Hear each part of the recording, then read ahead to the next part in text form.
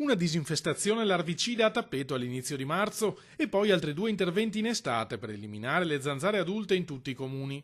Così la Regione conta di affrontare per l'estate prossima il virus West Nile, che negli scorsi mesi ha portato a 18 decessi nel Veneto. I casi confermati sono stati 257, di cui 64 gravi, con una forma neuroinvasiva.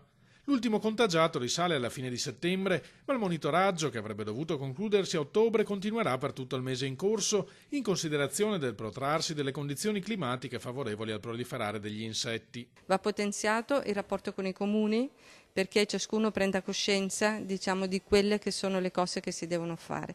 Principalmente le disinfestazioni vanno iniziate molto precocemente, quindi nei mesi di febbraio-marzo, quindi ogni comune deve presentare un piano di disinfestazione. Prosegue anche l'attività di studio della malattia.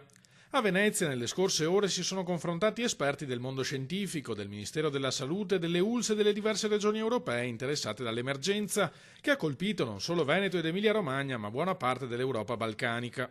Fondamentale per sconfiggere il contagio, concordano gli scienziati, è diffondere tra amministrazioni e cittadini una serie di buone pratiche. Ci vuole una manutenzione del territorio, quindi la pulizia dei fossati, il mantenimento delle aree verdi, tutto quello che può aiutare a non formare dei focolai. E poi il cittadino è venuto fuori molto forte il ruolo che ha nel ridurre i focolai larvali, nel fare in modo che nell'ambito delle proprie aree private non ci siano le condizioni perché si sviluppino nuove larve e nuove zanzare.